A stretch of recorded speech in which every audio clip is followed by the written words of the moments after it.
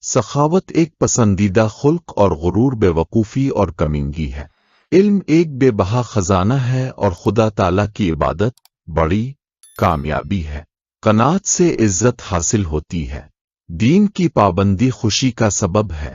یقین سے دل میں روشنی پیدا ہوتی ہے۔ ایمان دوزخ سے بچنے کا ذریعہ ہے۔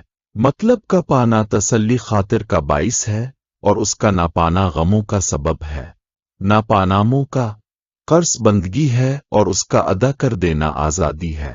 سچائی ایک بزرگ خصلت اور جھوٹ ایک بری صحت ہے۔ نیکوئی ایک ذاتی کمال اور دوستی ایک رشتہ ہے۔ خاموشی سے آدمی باوقار رہتا اور بےہودہ گوئی سے تان کا نشانہ بنتا ہے۔ کسی پر تنگی کرنا کمینگی اور جھگڑنا اپنی بدفعلی ہے۔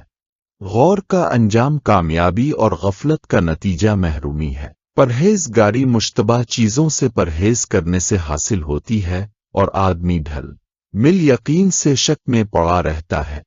خدا تعالیٰ کی فرمانبرداری نجات بخشتی اور نافرمانی بلاک کرتی ہے۔ بزدلی ایک آفت اور پست ہمتی کا مکلی ہے۔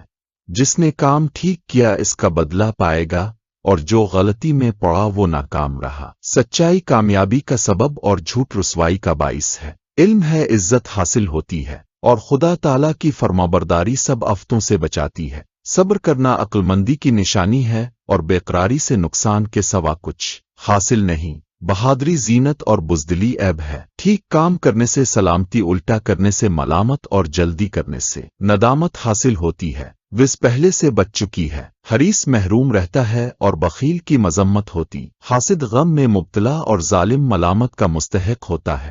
ظلم ایک بہت بڑا عیب ہے۔ خدا تعالیٰ کی نافرمانی ہلاکت کا سبب ہے۔ لاہوشیار بیدار کی مانند اور غافل مست خواب کی طرح ہے۔